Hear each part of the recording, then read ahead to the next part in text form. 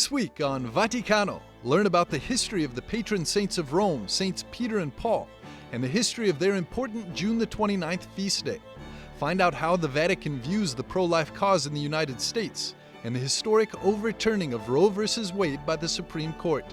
And sit down with the president of the Marcia per la Vita to find out more about the pro-life movement in Italy. For this and more, Vaticano starts now.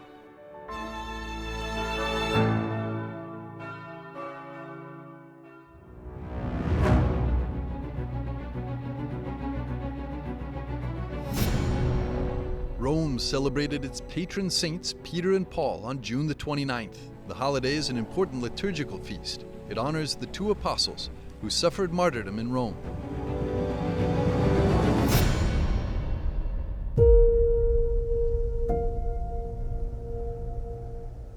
This celebration is one of the oldest examples of the transformation of a pagan festival into a Christian one. June the 29th is the date chosen to remember the two apostles and was originally a feast in honor of Romulus and Remus, the two brothers who founded Rome.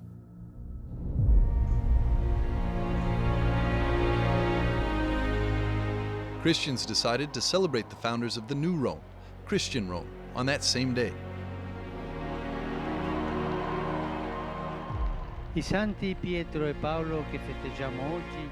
As Pope Francis affirmed at the Angelus on June the 29th, 2015, the city has a special affection and gratitude for these men of God who came from a distant land to proclaim, at the cost of their lives, the gospel of Christ. The legacy of these two apostles is a call to live the Christian virtues, especially faith and charity. Peter and Paul didn't die at the same time, but they're united by the fact that both died as martyrs. Peter was crucified upside down, and Paul was beheaded.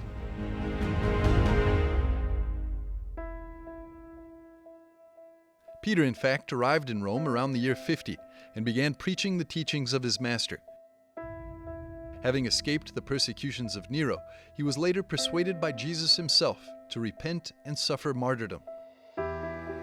Around the year 67, the saint was crucified, upside down at the request of Peter himself, as he didn't believe he deserved the same fate as Christ. The present Vatican Basilica stands right around the tomb of the Apostle Peter. Born with the name Saul, St. Paul's story is different. He converted to Christianity while on his way from Jerusalem to Damascus to suppress Christians in the city. Suddenly, he was enveloped by a powerful light, and a voice, that of God, asked him why he was persecuting him. Such light blinded him and forced him to wander for 3 days in the Syrian city until he was healed by the leader of the small Christian community. From that moment, St. Paul began the work of Christian evangelization.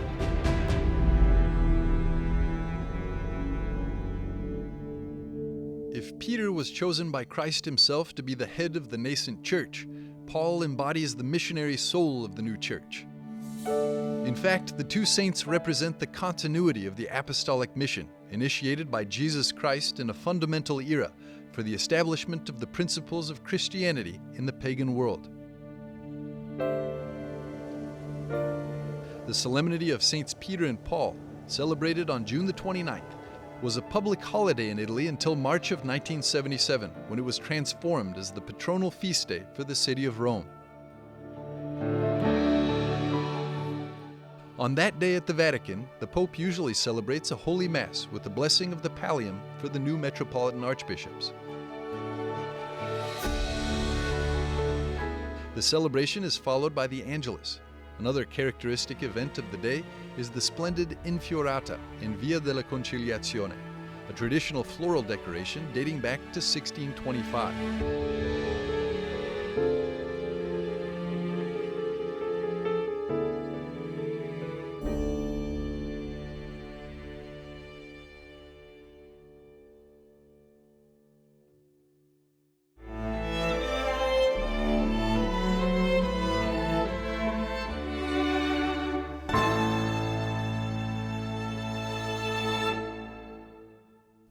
Hello and welcome to this week's Vaticano Updates, bringing you the most important news from the Holy Father and the Vatican.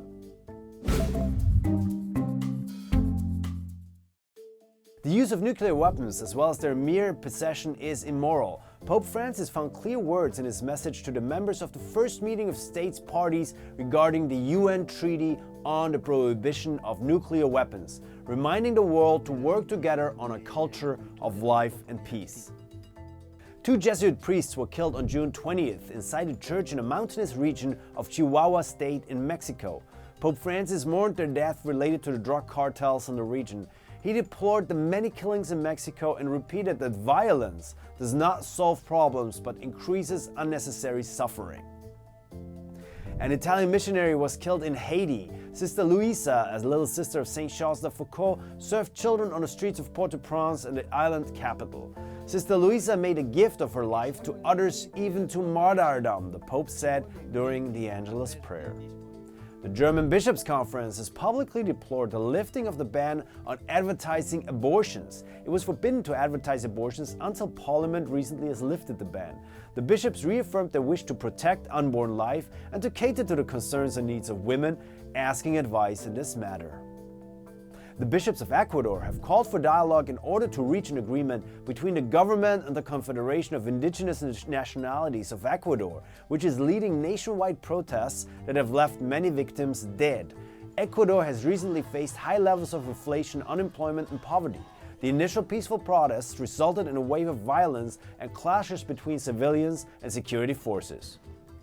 Thank you so much for watching this week's Vaticano Updates. I'm Andres Tonhauser for EWTN Vaticano.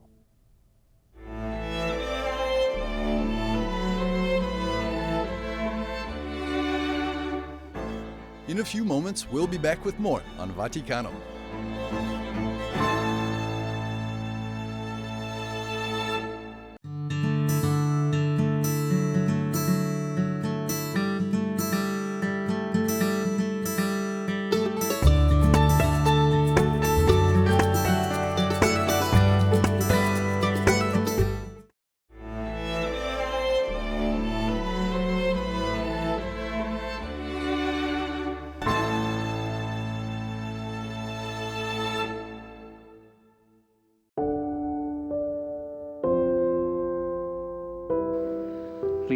Let us remember that life is a gift from God. It is always sacred and inviolable, and we cannot silence the voice of conscience. On June the 24th, the U.S. Supreme Court seemed to have finally affirmed the voice of conscience referenced by Pope Francis. The Supreme Court justices overturned the ruling of Roe v. Wade, which made nationwide abortion possible. In Europe, this outcome gives hope to many. Now we look to the United States with great hope because we know that it is underway. We are hopeful that the change in the law will come true, which is really about the decision on abortion by the U.S. Supreme Court. In 1973, the ruling on Roe v. Wade gave a big push for abortion legislations in Europe.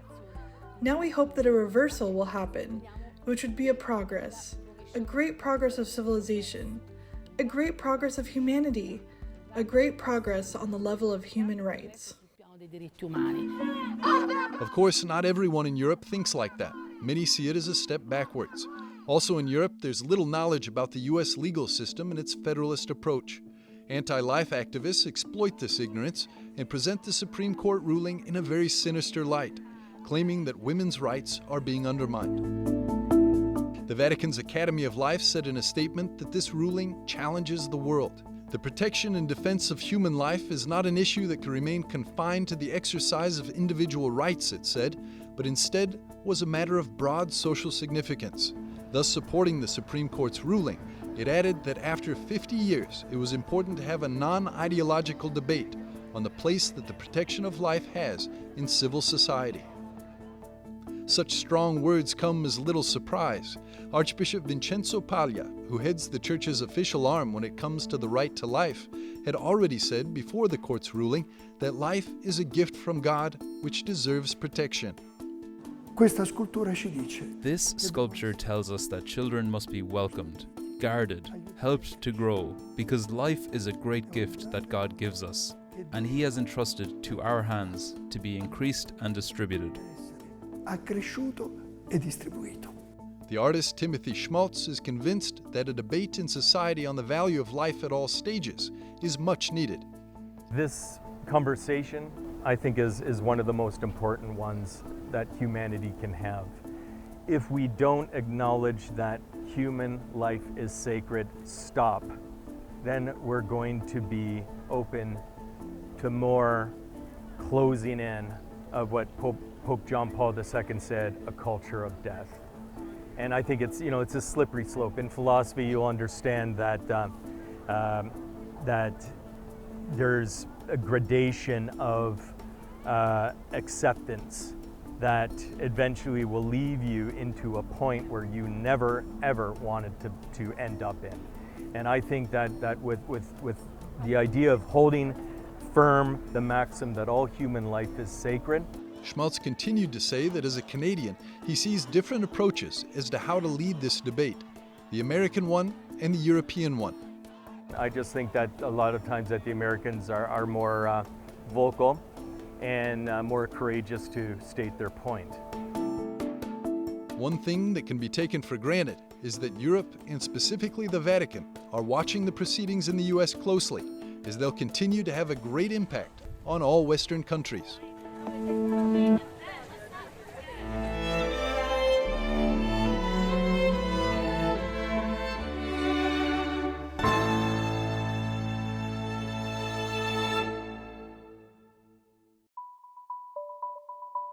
In Italy, abortion is legal for any reason within the first 90 days of pregnancy, and afterward for certain reasons with the referral of a physician. The practice was legalized in 1978, despite the opposition of Pope Paul VI, who encouraged doctors to exercise conscientious objection. Virginia Coda Nunziante is president of the Italian Marcia per la Vita, which was itself modeled after the U.S. March for Life in Washington, D.C. She discusses with EWTN Vatican Bureau Chief Andrea Stonehauser the challenges and opportunities facing the pro-life movement in Italy.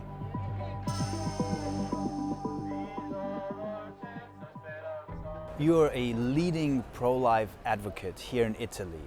Can you tell us a little bit what the situation is like? A few weeks back there was the March for Life here in Italy. What's the situation like in this country when it comes to the right to life, especially for the unborn? The situation in Italy, of course, has changed a lot in the last years. We had, as you probably know, the law on abortion, which was voted on May the 22nd, 1978. So it was quite a long time ago. But for more or less, I would say, 30 years, nothing has really has been done on the public square officially. So I think that in the last years, starting with the March for Life, which was an event that we in fact copied from the American March for Life, well, the debate is now official. So there are papers, newspapers, the media are speaking on the right of abortion. Doctors are also having, of course, discussions among them, because there are many who don't want to practice the abortion. And so I think that this discussion has been extremely helpful, also because it has brought the discussion into the schools, into the teenagers. And so, in my opinion, this is the right moment in order to really insist on our government, insist on our politicians, to have a change in our law on abortion, which, as we well know, has killed more than 6 million babies in Italy in these 40 years. And how do you see the Vatican? We're here in front of St. Peter's. Do you also see that there is an influence also from the Church here on Italy in a positive way? Well, I would say this. Well, the Popes has been very clear on abortion. I would say even in the last period, Pope Francis has spoken very, very strongly against abortion. There is a difference, nevertheless, with the Italian Bishops' Conference. So there are some few bishops who are very active. So I have to remember that last year at the March for Life, there was a bishop who spoke officially and made a very strong statement against abortion on the public square. So this has been a great example for us. But apart from a few bishops, I would say that the Bishops' Conference doesn't really react to the problem on abortion. Of course, they are not in favor of abortion, but I think they do not dare to speak officially and to say something openly on declaration to journalists against abortion, against the law. Especially. So this is the problem, the difference between speaking against abortion on the one side and on the other side to go in depth and so to speak against the law, which is of course a law of a country, but I think that we as citizens and also the church in Italy should speak officially against the law, and this can then change really the situation. You have led the March for Life here in Rome for 10 years. How do you perceive has society changed since then? Has there been more openness for the discussion on the right to life? Yes, well, for sure there is more openness to the discussion, especially on the media. I think is very important because then people understand that there is a confrontation, that there are people who are against abortion, and that you can be against abortion, against the law, and especially that there is an increasing number of young people who are against abortion, because the problem is that young people usually don't know nothing, because nobody tells them about abortion and what exactly happens with an abortion, and especially because in schools they don't say that, and in fact in schools they say exactly the opposite. They favor the abortion, so especially to young girls. So I think that the fact that the discussion is now on the public square is the turning point, because before, when it was everything silent, then of course only a voice was heard, but now the other voice has, in the last 10 years, is also heard, and so this will make a change. And here in Italy, what is the strongest argument you find when it comes to defending life? To what kind of argument are the people most susceptible? Well, I would say the fact that if you don't want to keep the child, you can give it in adoption. So you can just leave it in the hospital. So, and I think that it has been extremely interesting. A few days ago, an Italian girl on TikTok, which, as you know, is one of the main social media now, especially for young people, made an incredible, beautiful testimony. She's 25 years old, and she said, I'm so happy as I have such a wonderful life. My parents who adopted me are really giving me so much love, so I really have a really beautiful life. But what I wonder is, who is this young girl who 25 years ago, when she was 15, decided not to abort me, and so went to the hospital, even if many told her that she could have an abortion, but she stayed firm on her decision not to abort the baby, and so she had the baby and she left it at the hospital.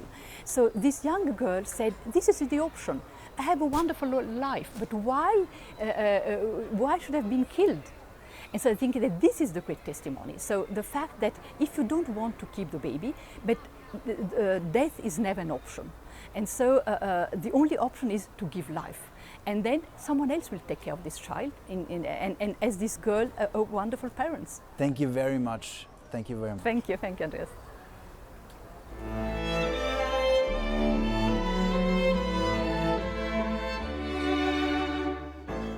We'll be back after a short break with more on Vaticano.